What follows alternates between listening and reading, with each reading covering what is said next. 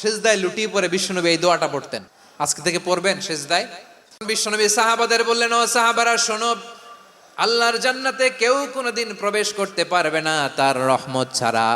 সাহাবারা বললেন, ইয়া রাসূলুল্লাহ, আপনিও কি আল্লাহর রহমত ছাড়া প্রবেশ করতে পারবেন না? বিশ্বনবী বললেন, না, আমিও না।